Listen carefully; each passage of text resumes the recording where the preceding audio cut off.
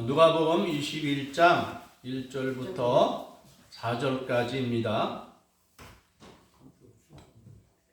우리 함께 교독합니다. 21장 1절로 4절까지. 예수께서 눈을 들어 부자들이 헌금함에 헌금 넣는 것을 보시고 또 어떤 가난한 과부가 두레를 넣는 것을 보시고 이르시되 내가 참으로 너희에게 말하노니 이 가난한 과부가 다른 모든 사람보다 많이 넣었도다. 저들은 그 풍족한 중에서 헌금을 넣었거니와 이 과부는 가난한 중에서 자기가 가지고 있는 생활비 전부를 넣으리라 하시니라. 아멘. 아멘. 이 말씀을 가지고 가난한 과부의 헌금이라는 제목으로 말씀합니다.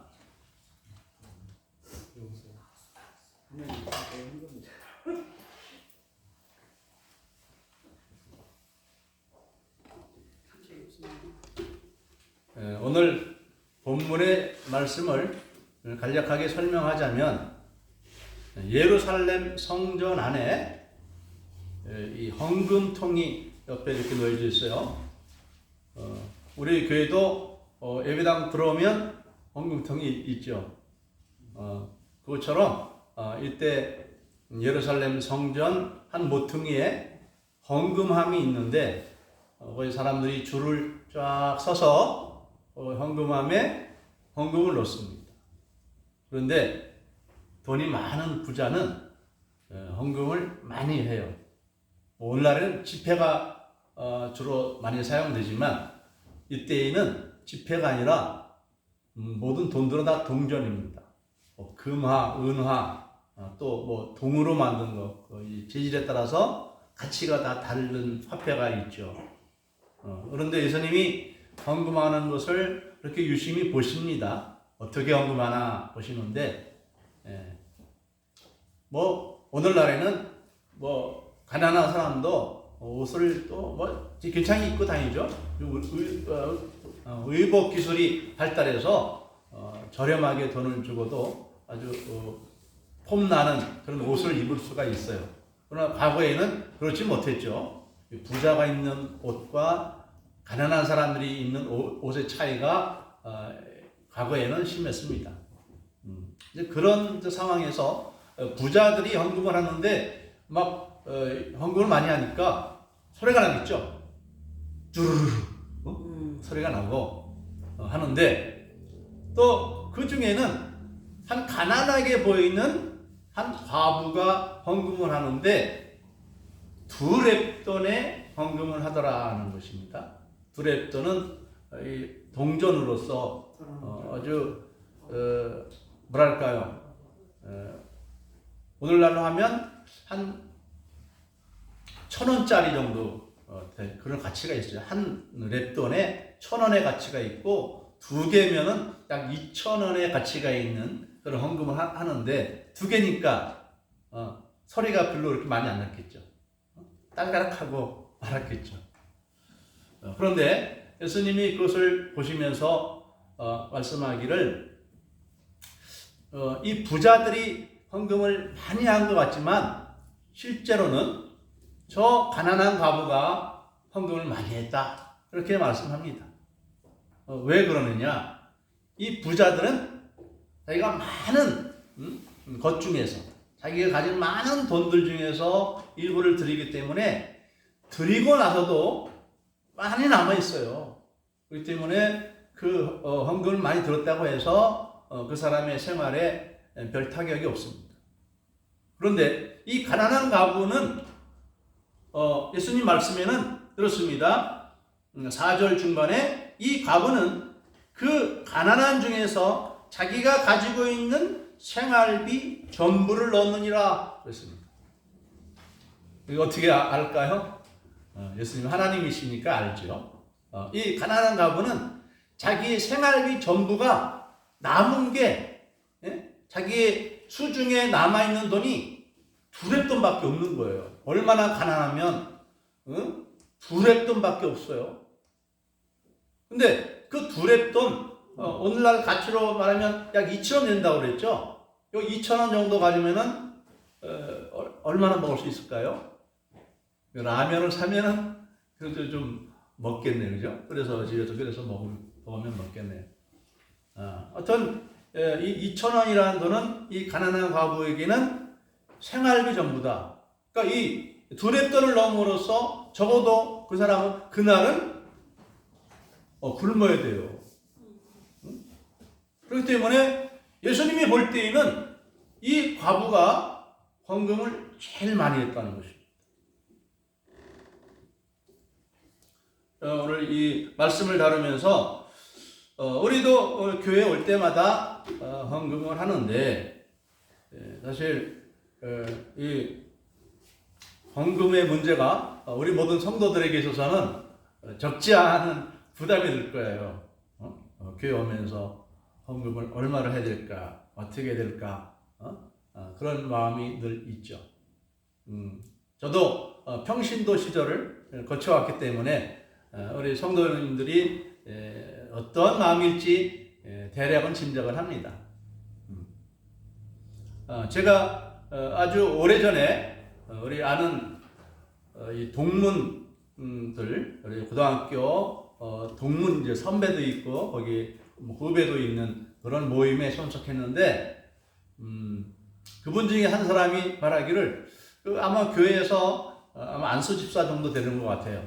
그런데 아주 교회에 헌금하는 게 참 많다고 그런 말을 하는 것을 들었어요. 헌금하는 게 참 많다. 뭐 우리 교회에서는 헌금의 종류가 딱 세 가지죠. 네 가지가 될 수도 있고요. 첫째 감사헌금, 둘째 11조헌금, 셋째 선교헌금. 어쩌다 또 이제 우리 국내로나 해외로나 어떤 큰 재난을 당한 사람이 있으면 우리가 구제헌금을 하죠. 또 성탄절 때는 뭐 주일 말고도 성탄절이 또 있잖아요. 이렇게 그럴 때에는 성탄절에 내리는 헌금도 우리 구제 헌금으로 이렇게 사용을 하는데 이렇게 따지면 이제 우리 헌금이 네 가지로 주로 이제 이루어지죠.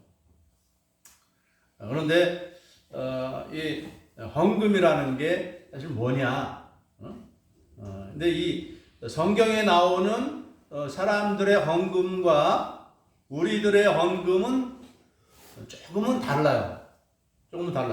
이 시대의 헌금과 우리 헌금은 좀 달라요. 왜냐하면 이 시대는 아직도 구약의 시대잖아요. 자, 구약의 시대에서는 사실 하나님께 드리는 헌금이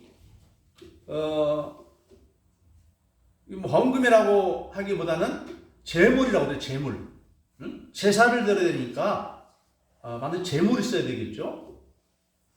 우리 오늘날 우리 예배 드릴 때 제물이 있습니까? 없습니까? 제물이 없죠. 어떤 분은 헌금이 제물이라 하시는 분이 있는데 헌금은 제물이 아닙니다. 제물은 하나님이 요구하시는 양과 소를 잡아서 그걸 드리는 것이 제물이고, 이 헌금은 이 신약 시대에 와서 제물을 안 드리니까 감사하는 마음으로 드리는 것이 헌금이에요. 제물은 아니에요. 그래서 어떤 교파에서는 제사 드리는데 제물이 꼭 필요하듯이 예배 드릴 때 꼭 헌금을 해야 된다. 그러는 이제 교파가 있어요. 그래서 가정 예배 드릴 때도 심지어는 헌금을 드리고 새벽 예배를 드릴 때도 헌금을 드리고 예배 때는 꼭 헌금이 있어야 된다. 이렇게 강조하는 그런 교파도 있는데 제가 또 우리 교단에서는 그렇게 헌금을 하진 않습니다. 거의 대부분의 교회가 우리 교회가 하는 그런 정도의 헌금을 합니다. 그런데 우리 교회보다 좀 더 큰 교회가 있죠. 아니 맛있게 지은 교회들이 있죠. 맛있게 교회 예배당을 지으려면 뭐가 필요하죠? 돈이 필요. 거금이 필요합니다. 요즘에 뭐 땅값이 뭐 좀 비쌉니까? 이 건축비가 좀 비싸요. 그래서 적어도 300명, 500명 들어가는 그 건물을 지으려면 몇십억, 최소 몇십억이 있어야 되고요. 요즘에 건축비가 올라가서 좀 멋있게 보이는 서구중학교처럼 멋있게 보이는 건물을 지으려면 아마 지금 지으려면 100억 가까이 들 것 같아요. 상당히 돈이 많이 들어갑니다. 그러니까 그 거금이 어디서 납니까? 뭐 성도들이 다 부자만 있는 게 아니잖아요. 그러다 보니까 또 어떤 헌금이 필요합니까? 건축 헌금이 또 필요합니다. 건축 헌금. 그래서 건축 헌금을 드리는데 이것이 뭐 좀 많이 들어가는 게 아니죠. 그래서 어떤 교회에서는 이제 은행에서 목돈을 빌려다가 헌금하고 나머지 푼돈으로 이렇게 이제 적립을 하는 식으로 해서 그렇게 갚아 나가는 그런 데도 있어요. 또 뭐 어떤 분들은 집을 팔아서 뭐 전세로 들어가고 뭐 작은 집으로 들어가는 사람도 있고 이 교회 큰 교회가 그냥 딱 저절로 생긴 게 아니에요. 딱 거기 보면은 수많은 성도들의 이 헌신이 있었기 때문에 지어진 것입니다. 우리 하나비전교회는 아직 뭐 이게 꽉 차서 이제 뭐 더 성도들이 앉을 자리가 없다 그러면 그때는 우리도 건축을 해야 되겠죠. 아직 그 정도는 아니기 때문에 우리가 건축 헌금을 하지 않으니까 우리에겐 건축 헌금이 없어요. 그리고 또 어떤 교회에서는 또 인원이 있다 보니까 소그룹으로 사람을 나누죠. 그걸 구역이라고 하죠. 구역. 이 감리교에서는 촉회라고 하고 일반적으로는 뭐 구역이라고 하고 뭐 이름들이 다 좀 다른데 뭐 셀 모임이라고 하기도 하고 하는데 그 구역 모임 있잖아요. 구역 모임. 구역 모임 모일 때 무슨 헌금 내요? 구역 헌금을 냅니다. 우리는 다행히 다 모아봤자 한국밖에 안 되기 때문에 우리는 구역 헌금이 따로 없어요. 작은 교회의 장점이 이게 큰 교회 가면 구역 헌금 내셔야 됩니다. 그리고 여자들의 모임을 뭐라 그러죠? 여전도에 만들면 또 거의 회비가 들어가죠. 네. 여전도 회비. 남자는 남전도 회비가 들어갑니다. 학생들은 학생 회비 다 들어갑니다. 사람이 뭐 어떤 사람이나 어떤 단체나 일을 하려고 하면 뭐가 필요합니까? 돈이 필요하죠. 행사를 하고 뭘 하려고 하면 돈이 필요합니다. TV에서 보면 뭐 요즘에 21일 뭐 단일 기도하죠. 네. 그 교회가 어떤 교회죠? 하여튼 그 교회에서도 그런 행사를 하려면 그 뭐 돈이 많이 들잖아요. 그 강사를 뭐 데려올 때 그 강사비가 상당히 나가는 걸로 알고 있습니다. 유명한 강사를 또 부르면 돈도 더 많이 줘야 되고 그럽니다. 그렇기 때문에 그런 행사를 할 때는 또 특별 헌금을 해서 어떤 돈을 모두 모아서 그렇게 하는 것으로 알고 있어요.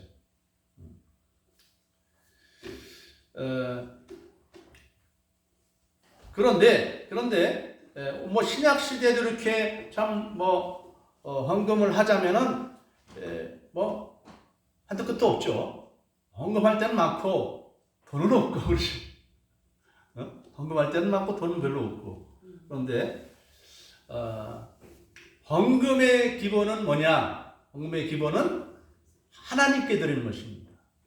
사람에게 주는 게 아니고 어떤 분은 이제 오해할 수가 있는 게 목사의 강사료 앞에서 설교를 했으니까 강사료 받으십시오 하면서 이제 헌금을 준비하시는 분들도 있고 또 교회 살림살이 보태야지 하고 그런 마음으로 드리는 사람들도 있는데 우리는 그런 마음은 싹 내려놓으시기 바랍니다.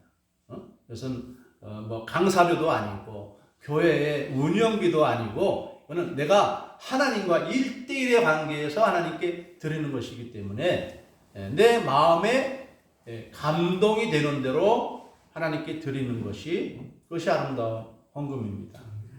우리 헌금을 할 때에 제일 조심할 것은 뭐냐면 우리가 사람에게 드리듯이 하지 말고 하나님께 드리듯이 해야 할 것입니다. 자, 우리 하나님이 우리에게 어떤 분이십니까? 우리가 왜 하나님께 감사를 해야 되죠? 감사해야 될 두 가지 중요한 이유가 있죠. 첫째로는 하나님이 우리의 창조주가 되십니다. 그래서 우리는 사도신경 때 전능하사 천지를 만드신 하나님 아버지를 믿는다. 왜 아버지라고 하죠? 천지 만물과 함께 우리들을 하나님의 형상을 따라 만들어 주셨습니다. 우리는 아빠와 엄마, 하나님은 남자도 아니고 여자도 아니지만은 남성적으로 표현할 뿐입니다. 그래서 우리 자녀들도 보면 그 부모의 형상을 닮았죠. 엄마를 닮든가 아빠를 닮든가 둘을 닮든가 아니면은 할아버지를 닮든가 할머니 닮든가 이렇게도 닮더라고요. 보면은 그렇죠. 엄마 아빠는 안 닮았는데 할머니 할아버지 닮은 그런 경우도 있어요. 닮아요. 근데 하나님도 우리를 만드실 때 그렇게 만들었기 때문에 우리가 보통 존재가 아닌 거예요. 자랑스러운 존재고, 우리 인간도 하나님처럼 살도록 하시는 것이 하나님이 우리를 창조하신 목적이에요. 하나님이 영광 가운데 자유와 사랑과 행복을 누리며 살아가시는 것처럼 우리들도 그렇게 하나님 형상을 닮아서 그래서 베드로전서 2장 7절에서 보면 너희는 택하신 족속이요 왕 같은 제사장들이라 이렇게 말했어요. 우리 수요일마다 이 베드로전서를 강의하는데 여기서 택하신 족속이요 왕 같은 제사장들이라는 말이 무슨 말인가? 우리는 다 천국에서는 모든 사람이 다 왕의 대우를 받는다. 왕과 같은 대우를 받으면서 살아가는 것이 천국에 있는 백성들입니다. 우리가 특별히 우리 왕과 같은 대우를 받는다는 것을 언제 느끼냐면 뷔페집에 가면 느끼죠. 그죠? 자, 뷔페의 그 엄청난 그 맛있는 음식을 막 수백 가지 음식이잖아요. 고기도 있고 회도 있고 그 역대 왕들도 제대로 누려보지 못했던 호사를 우리가 지금 누리고 있잖아요. 그죠? 역대 왕들이 그런 뷔페처럼 먹었을까요? 물론 다 이제 왕국에서 그냥 최고의 요리사들이 가장 맛있는 음식을 만들겠지만 그 나라가 국운이 막 이렇게 떨어질 때에는 특별히 임진왜란 때에는 왕도 막 피난을 가야 했어서 제대로 음식 먹지도 못했어요. 아무튼 우리가 천국에 가면은 하나님이 우리 각 성도들이 살아갈 수 있는 의리의리한 집에서 아주 막 최첨단도 더 넘는 어마어마한 화려한 시설 속에서 살아갈 수 있도록 하나님이 다 예비해 주셨습니다. 그래서 우리를 하나님 나라 드리시려고 하는데 그냥 드리면 어떻게 합니까? 그냥 드리면 자기 멋대로 살면 천국이 될 수가 없습니다. 뭔가 질서가 있어요. 질서. 자, 대한민국의 질서를 위해서 국법을 만들고 법규를 만들고 규칙을 만들고 하잖아요. 그래야 수많은 대한민국 사람들이 서로 어울려 살아가는데 좀 안전하게 살고 화목하게 살 수 있잖아요. 하늘나라에서도 삶의 질서가 있는데 그 질서를 우리에게 알려주시는 것이 바로 생명의 하나님의 말씀입니다. 처음에는 아담과 하와에게 너희는 생명나무 먹으면서 영생하고 죽지 말고 살아라. 생명나무를 먹으면 안 죽는 겁니다. 영생하는 것입니다. 그런데 죽을 수도 있는데 선악과는 먹지 마라. 죽는 것과 살아가는 것에 대한 선택을 우리 사람이 하도록 하신 거예요. 그런데 사람은 내 마음대로 해보고 싶어요. 하나님이 뭐라고 하셔도 내 마음대로 하고 싶은 생각이 사람들에게 있잖아요. 그래서 뭐 사람 안 먹는 게 그렇게 어려운 일입니까? 한 번도 안 먹어보는 것이니까 안 먹어도 괜찮은 것이죠. 그런데 사람은 하지 말라는 건 더 해보고 싶은 이유가 왜 그럴까? 궁금해서. 그래서 우리 인간이 그 선악과를 따먹고 그때부터 범죄하기 시작해서 사람들이 점점 하나님이 말씀하시는 길로는 안 가고 반대의 길로만 가는 거예요. 그래서 하나님이 우리 인간이 구원받을 수 있도록 이제 제사의 길을 열어주신 것이죠. 제일 처음에는 양을 하나님께 제물로 바쳐서 이제 하나님과 이 인간과의 관계가 죄로 말미암아 깨어졌는데 이것을 다시 회복시켜 주시는 은혜를 주신 거예요. 그런데도 사람들은 그 제사 드리는 것을 거부하고 또 자기 마음대로 또 이제 하나님이 없어지니까 뭔가 허전하잖아요.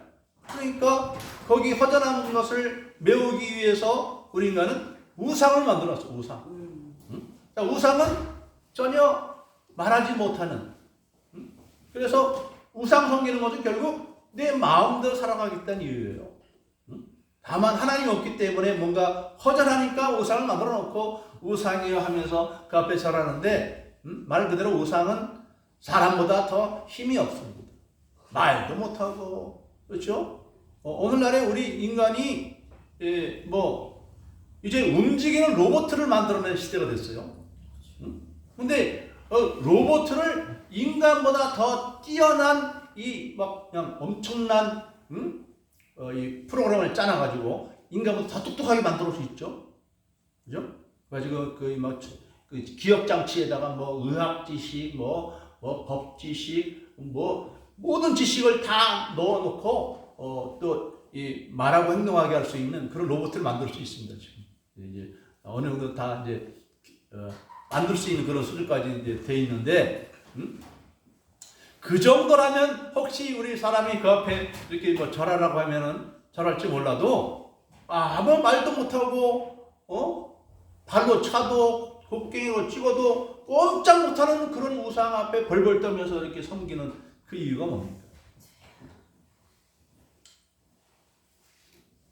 하여튼 우리가 하나님께 감사할 것은 우리를 그렇게 범죄한 길로 우리 인간이 떠났지만은 다시 구원받을 수 있는 길을 열어주신 것.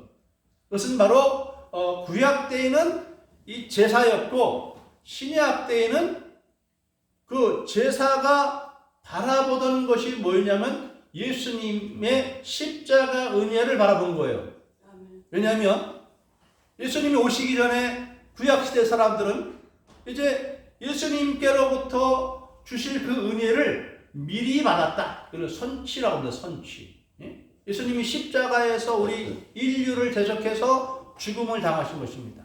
그래서 우리 인류가 당해야 될 그 죽음과 심판의 재앙으로부터 우리를 벗어나게 하여 주시는 분이 바로 예수님이십니다.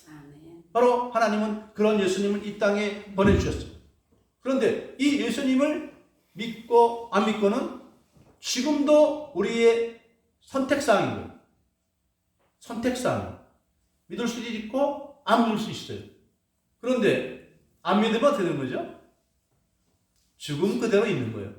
우리 아담과 하와 이후로부터 죄악 세상이 됐잖아요. 그러니까 안 믿으면 죄악 그대로 있는 거예요. 그냥 자기가 행한 대로 심판을 받는 것입니다. 하나님의 형상을 따라 지음받았지만은 말씀을 떠나감으로 하나님의 진리의 생명의 말씀을 떠나감으로 하나님 형상이 아니라 이제 마귀의 형상인 거예요. 마귀의 형상은 뭐냐? 자기를 지으신 하나님을 멸시하고 내 마음대로 살겠다는 거예요. 그러면 자기 마음대로 살겠다는 것이 좋은 결과로 나오면 좋겠죠. 그러면 우리가 굳이 안 믿어도 되잖아, 하나님? 그런데 하나님 말씀을 떠나서 내 마음대로 살아가는 삶의 결과가 무엇이냐? 결과물이 무엇이냐? 그건 중독이라고 봅니다. 중독. 중독. 요즘에 우리 가까운 사람들도 중독에 빠졌는데 우리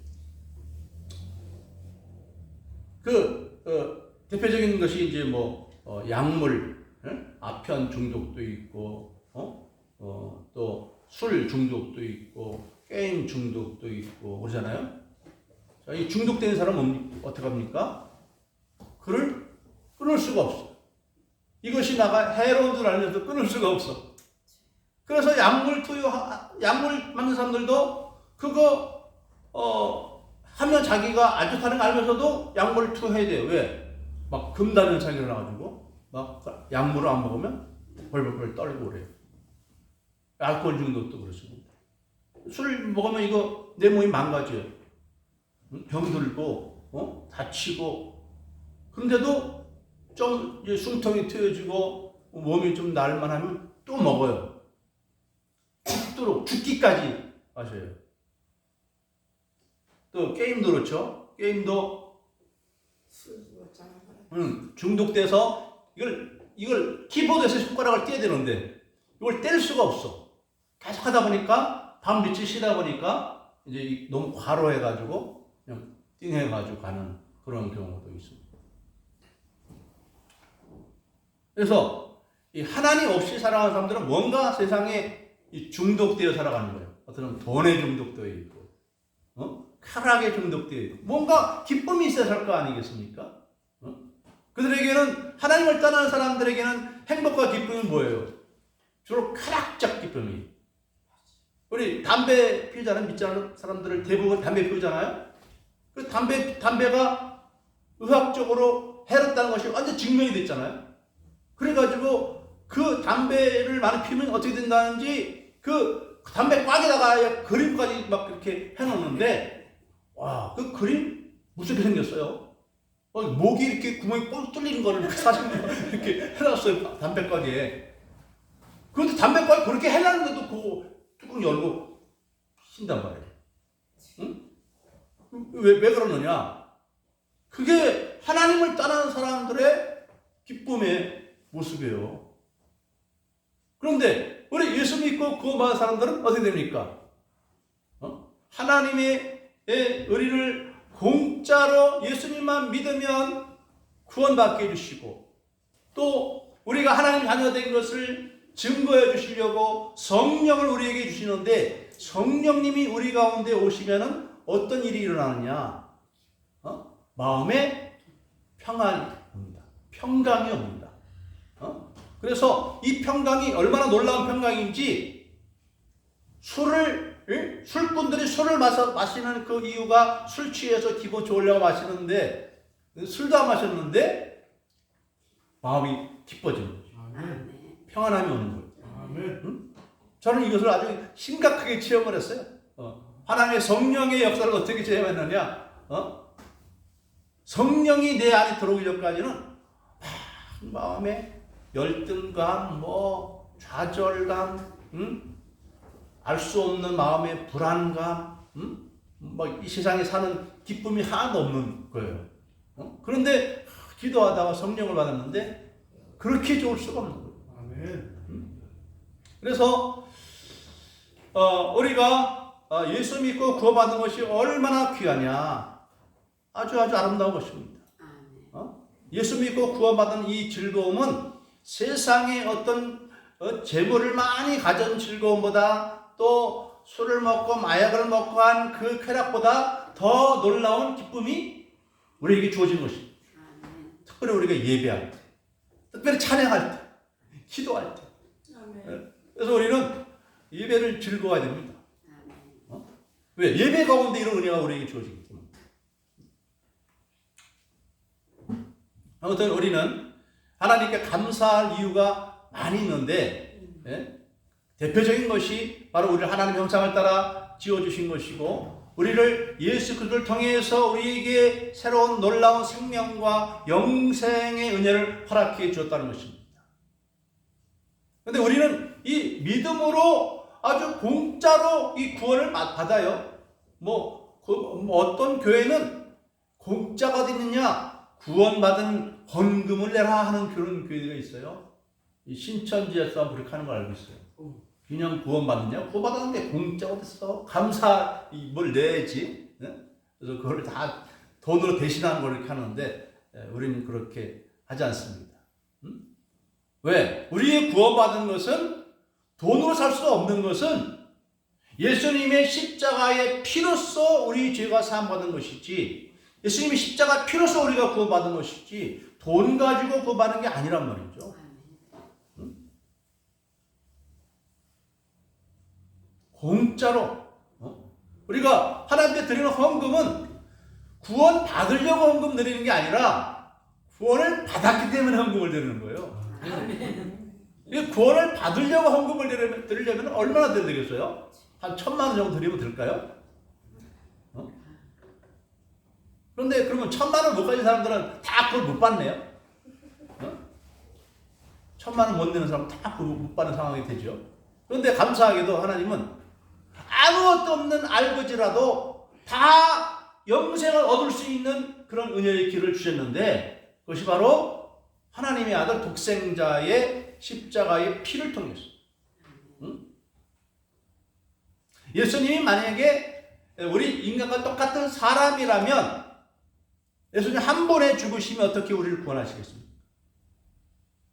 그래서 에베소 1장 4절에 보면 하나님은 창세전부터 우리 인간이 범죄했을 때, 죄악에 빠져 있을 때 어떻게 구원하실지 그를 예정해 놓으셨는데, 그는 하나님의 아들 독생하신 예수님이 이 땅에 인간으로 내려와서 사람이 되셔서 십자가에서 아무 죄 없이 죽으시는 거예요. 아무 죄 없이. 왜? 죄를 져서 죽으면 그 피가 어떻게 우리의 죄를 사할 수 있겠어요? 또 예수님이 하나님이 아니라면 어떻게 한 번의 죽음이 우리 예수 믿는 모든 사람들의 죄를 사할 수 있겠습니까? 그래서 예수님은 하나님이시자 사람이신 예수님이 우리를 구원하시려고 큰 대가를 치르신 거예요. 어떤 대가입니까? 사람들에게 멸시를 당한 거예요. 미움과 멸시를 당한 거예요. 그래서 예수님을 십자가 못 박기 전에 어떻게 했어요? 침 뱉고 뺨을 때리고 채찍으로 때리고, 머리에는 가시로 만든 관을 씌우고 그 다음에 십자가에 못을 박았는데, 이것은 우리 인간이 느낄 수 있는 가장 고통스러운 형벌이 바로 십자가입니다. 왜? 이건 차라리 이 배를 창으로 푹 찌르거나 칼로 푹 찌르면 금방 죽는데, 이거는 손과 발을 못에 박아놓으니까 아프기만 아프고 빨리 죽질 않아요. 빨리 죽는 게 그래도 죽을 때도 가장 고통 덜한 것이죠. 그런데 이 십자가는 빨리 안 죽어요. 빨리 안 죽어요. 아주 고통이 지극한데 그 수치와 능력과 고통을 다 감당하셔서 그 대가로 우리가 구원받는 거예요. 그러므로 우리가 아무 값없이 구원함을 받은 우리가 이 은혜에 어떻게 감사해야 되겠습니까?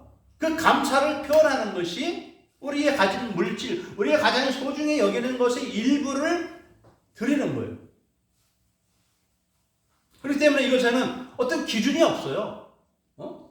기준이 없고 자기의 형편을 살펴서 내가 할 수 있는 최선을 다하는 것. 그렇죠? 이걸 남한테 맞추려면 뱁새가 황새 따라가다 가랑이가 찢어진다듯이, 우리가 다 일률적으로 얼마나 정할 수 없는 거잖아요. 그런 것도 자발적인 것이지 강요에 의한 것은 전혀 없는 것입니다. 그래서 우리가 하나님 앞에 헌금할 때에는 이런 마음으로 사람에게 드리는 것이 아니고, 그 교회라는 단체에게 기부하는 것도 아니고, 나를 구원하신 하나님께 감사한 마음으로 드리는데, 이 헌금의 종류에 있어서 감사의 헌금은 이렇게 매 주일 올 때마다 내 형편에 따라서 하나님께 감사의 예물을 드리는 것이 감사 헌금이고, 또 11조는 원래 11조는 구약적인 헌금이었어요. 구약의 이스라엘 백성들은 모두 12지파로 나눠지죠. 12지파로 나눠지는데 나중에 13지파가 됐어요. 야곱의 12명의 아들이 있는데 그 12명의 자손들이 쫙 있잖아요. 12명의 그 이름을 따라서 첫째 아들은 루벤이니까 그 자손들은 루벤 지파. 둘째는 시몬이니까 그 자손들은 시몬 지파. 이렇게 이제 12아들들이 있으니까 12지파 다 나눠지는데 이 요셉은 애굽의 총리가 되어서 야곱의 온 가족이 기근에 시달릴 때 애굽으로 이끌어들여서 다 먹여 살렸어요. 그래서 이 요셉이 장남의 역할을 했다고 해서 요셉의 두 아들들이 각기 이 지파를 이루어서 요셉은 2개 지파가 됐습니다.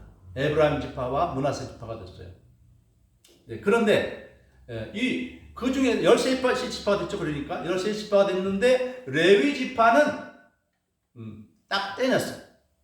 그래가지고 이들이 애굽에서 가나안 땅으로 올라와서 가나안 땅을 차지할 때 다른 지파에게는 다 땅을 주는데 이 레위 지파에게는 땅을 안 줘요.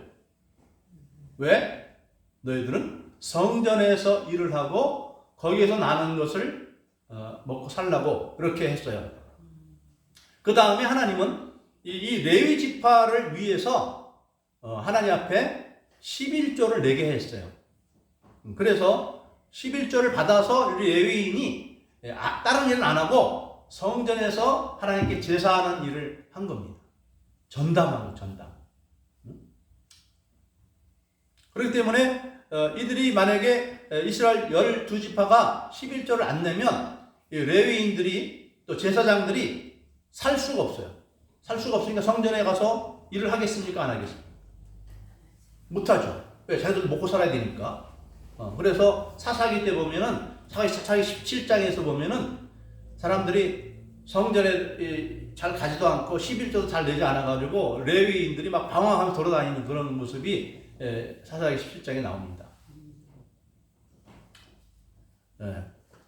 그래서 11조가 구약 때는 11조가 있었고 또 하나님께 제사 드리려면은 뭐 제물이 있어야 되겠고 하잖아요. 그런데 이 신약에는 다 사라진 거예요. 이제 이것이 제물 없어졌어요. 그죠? 제물이 없어지니까 헌금만 드리는 건데 감사헌금만 드리면 되는데 11조를 왜 하느냐? 11조 역시 우리가 감사헌금의 일종이에요. 그것도 뭐 구약처럼 안 드리면 안 되는 그런 헌금은 신약 시대는 없습니다. 11조는 우리가 구약 시대를 본받아서 우리의 소득의 10분의 1을 하나님께 구별해서 바치는 것인데 이것은 이 11조라는 헌금에는 보면 이 구약 그 말라기 3장에서 보면은 어떤 특별한 약속이 있어요. 뭐라고 되어 있냐면 말라기 3장 10절 이하에서 보면은 만군의 여호와가 이르노라 너희의 온전한 11조를 창고에 들여 나의 집에 양식이 있게 하고 그것으로 나를 시험하여 내가 하늘문을 열고 너희에게 복을 쌓을 것이 없도록 붙지 않나 보라. 만군의 여호와가 이르노라 내가 너희를 위하여 메뚜기를 금하며 너희 토지 소산을 먹어 없애지 못하게 하며 너희 밭에 포도나무 열매가 기한 전에 떨어지지 않게 하리니 너희 땅이 아름다워짐으로 모든 이방인들이 너희를 복되다 하리라. 만군의 여호와의 말이니라. 이때는 11조가 의무였죠. 의무였기 때문에 11조를 안 내면은 하나님이 너희의 재산에 재앙을 준다고 그랬어요. 반면에 너희가 11조를 잘 내면은 내가 너희에게 복을 주겠다. 밭에 소산이 넘치게 주겠다. 이렇게 했어요. 그런데 우리는 신약 시대잖아요. 11조를 안 낸다고 해서 저주는 없어요. 그런데 뭐만 남습니까? 복은 남아요. 왜? 이거는 우리가 안 내도 되는데 이 구약 시대의 성도를 본받아서 내 소득의 10분의 1을 구분하여 들으면 하나님이 축복이 있다는 것을 경험하게 됩니다. 경험하게 돼요. 그래서 이 11조 예물에는 하나님의 축복이 오는 것을 친히 경험합니다. 그래서 어떤 우리 그 화장품 회사 사장님인데 참전 화장품의 회장님인데 그분은 이제 사업을 하다가 그 예수님을 믿게 됐는데 그 동료 장로님 되시는 그 동료가 와서 당신 11조 예물 드리냐고. 그래서 11조가 뭔지도 모른다고. 처음에 초신자니까 이렇게 했는데 성경에 보면은 11조를 드리면 하나님이 복 주신대. 그렇게 이제 말을 한 거예요. 그러니까 그러냐고. 나도 한번 시험해 보겠다고. 그래서 이 사람이 자기 소득의 10분의 1을 하나님께 드리는데 이 사람 생각에 어떤 생각이 드냐면 나는 성격이 급한 사람이라 확실하게 뭔가를 보고 난 다음에 결정하겠다고 10분의 1을 바치라고 하는 10분의 1을 바친다. 왜? 10분의 1을 드리면 복이 온다고 그랬는데 10분의 1을 드리면 더 복이 오겠지 생각을 해가지고 10분의 1을 드린 거예요. 그랬더니 정말 놀랍게 자기가 예상하지 않았던 사업에 성공이 이루어진 거예요. 엄청난 돈이 들어온 거예요. 물건이 팔린 거예요, 말이면. 그래가지고 깜짝 놀래가지고 이 사람이 다음부터는 내가 이 다음부터는 절대로 하나님 시험하지 않겠습니다. 무조건 내드리겠습니다. 그랬는데 이분이 하여튼 엄청난 빚에 시달리면서 사업을 운영했는데 그 빚 다 갚고 지금도 그 참전 화장품 하면 아주 유명한 화장품이 됐습니다. 뭐 이것은 그 사람뿐만 아니라 저도 뭐 우리 집사람하고 저는 뭐 그 11조의 이 헌금의 축복은 늘 경험하죠. 그런데 사실 이 11조하고 감사헌금 하자면은요, 이게 계산적으로 두드리면은 이게 낼 수가 없어요. 왜 그럴까요? 아까워서. 왜 아깝습니까? 돈이 별로 없으니까 아깝지요. 많으면 뭐가 아깝습니까? 그래서 저도 우리 시골 목회할 때 그때는 뭐 교인이 별로 없으니까 처음 내려가서 시골 내려왔는데요. 성도가 거의 없어요. 애들만 몇 명 있어요. 어떻게 먹고 살죠? 그래가지고 우리 사람한테 가계부 줘라 그래가지고 그 가계부를 쓰면서 이렇게 이제 했는데 헌금하려니까 헌금할 게 없어요. 우리 생활비 먼저 떼고 나면은 이 생활비도 모자란데 헌금 어떡합니까? 근데 우리 사람이 그동안 헌금을 잘했어요. 그래가지고 내가 또 이렇게 하면은 더 잘할 수 있으리라 생각해가지고 계산을 해보고 다 이렇게 해봤는데 없어요. 헌금할 돈이 없어요. 그래서 먼저 드리고 하나님께 먼저 드리고 나머지로 살아가자. 이거 계산하면 도저히 못 낸다. 그래가지고 그냥 뭐 무조건 11조.